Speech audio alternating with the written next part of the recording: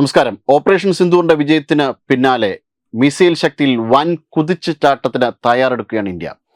S-400 വ്യോമ പ്രതിരോധ സംവിധാനം ശക്തിപ്പെടുത്തുന്നതിന്റെ ഭാഗമായി റഷ്യയിൽ നിന്ന് 300 മിസൈലുകളാണ് ഇന്ത്യ വാങ്ങുന്നത്. പ്രതിരോധ മന്ത്രി രാജ്നാഥ് സിംഗിന്റെ നേതൃത്വത്തിലുള്ള ഡിഫൻസ് കൗൺസിൽ ഇതുമായി ബന്ധപ്പെട്ട അംഗീകാരം നൽകി കഴിഞ്ഞു. 10,000 കോടിയാണ് ഇതുമായി ബന്ധപ്പെട്ട കാര്യങ്ങൾക്കായി ഇന്ത്യ നീക്കിവച്ചിരിക്കുന്നത്.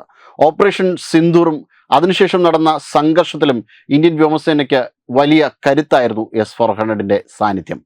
സംഘർഷത്തിൽ 6ഓളം പാകിസ്ഥാൻ യുദ്ധവിമാനങ്ങളും ഒരു ചാരവിമാനങ്ങളും ഇന്ത്യക്ക് തകർക്കാൻ സാധിച്ചത് S-400ന്റെ സഹായം കൊണ്ടാണ്. ഇന്ത്യൻ വ്യോമമേഖല സംരക്ഷിക്കുന്നതിൽ ഏറെ നിർണായകമായ പങ്കാണ് S-400നുള്ളത്.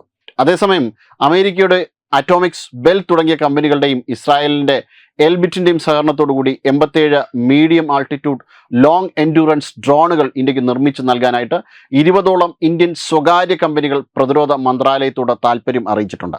അമേരിക്കൻ 35 ലെറ്റിംഗ് 2വിന് പകരം റഷ്യയുടെ 5ാം തലമുറ സുഖോയ് 57 യുദ്ധ വിമാനങ്ങളുടെ 2-3 സ്ക്വാഡ്രണുകൾ വാങ്ങുന്നതും ഇന്ത്യ പരിഗണിച്ചേക്കും.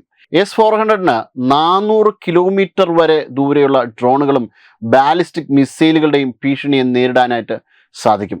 അതുകൂടാതെ 600 കിലോമീറ്റർ വരെ ദൂരെയുള്ള ലക്ഷ്യങ്ങൾ തകർക്കാനും ഇതിന് കഴിയും. പ്രധാനമന്ത്രി നരേന്ദ്രമോദിയും റഷ്യൻ പ്രസിഡന്റും തമ്മിൽ നടക്കുന്ന കൂടിക്കാഴ്ചയിൽ ഇതുമായി ബന്ധപ്പെട്ടുള്ള കരാറുകൾ ഒരു പ്രധാന ചർച്ചാ വിഷയം ആകും. Web desk Tatwamayi news.